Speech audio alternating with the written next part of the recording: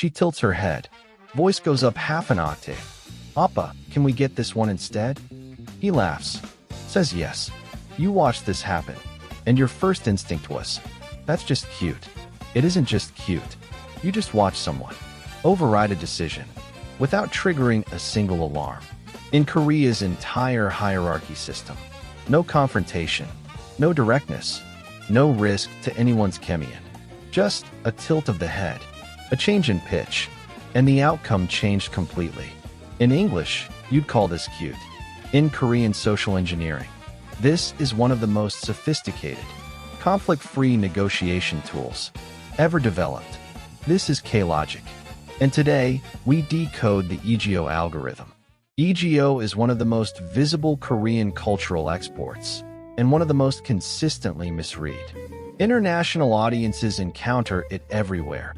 K-pop idols performing exaggerated cute gestures in variety shows. Drama characters using a specific high-pitched, playful voice to charm a parent or partner. The entire aesthetic category of cute that runs through Korean consumer culture, from character mascots to phone cases. The standard reading is cultural. Korea has a cute culture, and Aegyo is its performance, a kind of charming theatricality that Koreans, especially young women, are expected to display. This reading is not wrong. It is incomplete in a way that misses the function entirely. Aegyo is not primarily about being perceived as cute. It is a negotiation technology, a specific behavioral protocol that allows a person in a lower position within the hierarchy algorithm to request, redirect, or override a decision made by someone with more social authority, without the direct confrontation that would normally be required to challenge a hierarchical decision. Remember the hierarchy algorithm we decoded earlier in this series? Korean social structure assigns specific protocols to specific power positions, and directly challenging someone senior, a parent, an older sibling, a boyfriend, a manager, carries real chemian risk for both parties. Direct disagreement is costly. Aegyo is the workaround. By shifting register, voice pitch, posture, vocabulary, facial expression into a specifically coded, cute performance, the person making the request signals something important. This is not a challenge to your authority. This is not insubordination. This is affection wrapped around a request.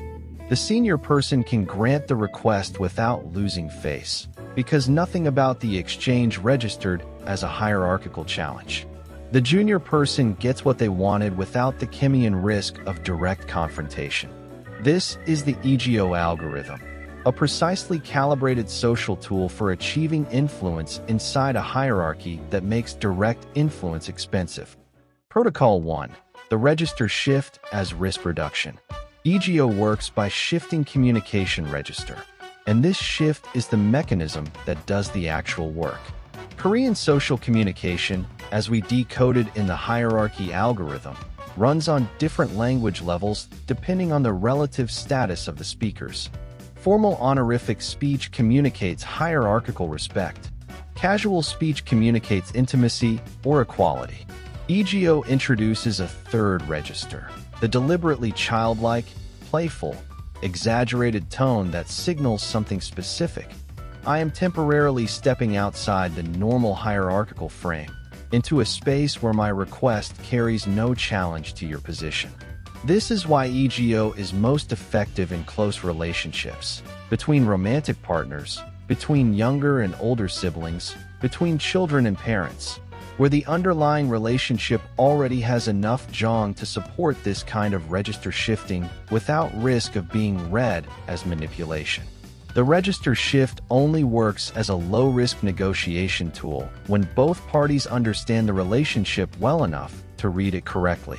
A stranger attempting Aegyo with someone they don't know reads as strange or inappropriate, precisely because the technique depends on an existing relationship that can absorb the register shift without confusion. Protocol 2. Aegyo as soft power for structural subordinates.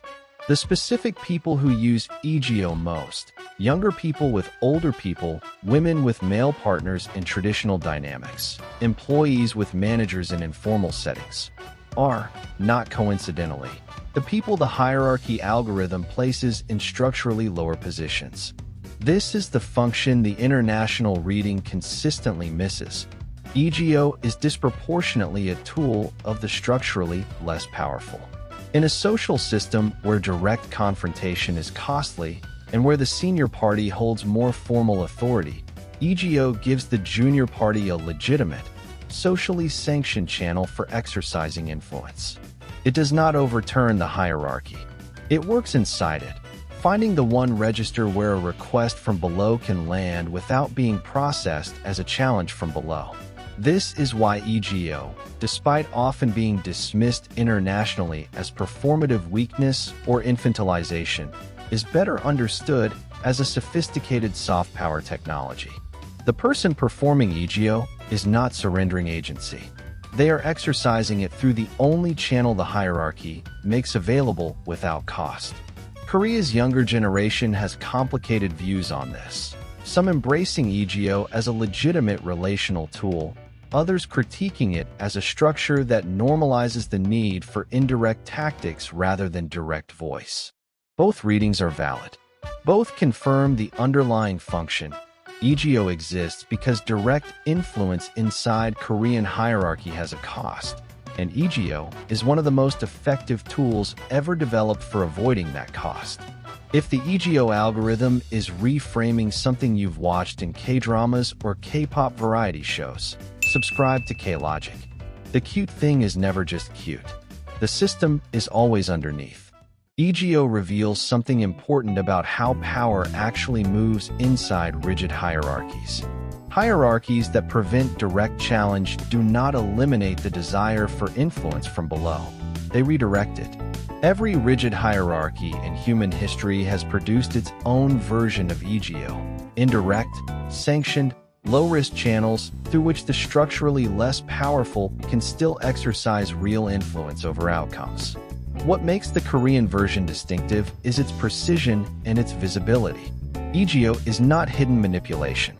It is a recognized, named, culturally legitimate technique, performed openly, understood by both parties, carrying none of the deception that indirect influence tactics often require in cultures that pretend their hierarchies don't exist.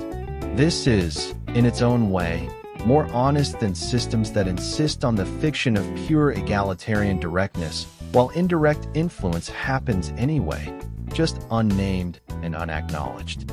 Korea named the tool, built etiquette around it, taught it explicitly within families and relationships, and in doing so, made visible something that most hierarchical systems prefer to keep invisible: that influence always finds a channel, and the question is only whether that channel is acknowledged or denied.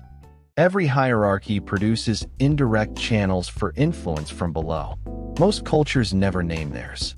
Korea named Aegyo, built etiquette around it, performed it openly, and made it a recognized part of its social operating system, a tool understood by everyone using it and everyone receiving it. For the international viewer who has watched Aegyo in K-dramas and K-pop content and read it simply as performed cuteness, the K-Logic reframe changes the picture entirely. You are not just watching someone act cute. You are watching someone navigate a hierarchy that makes direct requests costly, using the one channel that culture, etiquette, and Jong have made available, low risk and effective. The tilted head, the pitch shift, the playful tone. It is not weakness performing itself. It is influence, finding its channel. If the Aegyo algorithm reframed something you've watched and never quite understood, hit like and subscribe to K-Logic. Because the cutest thing in the room is usually the most strategic.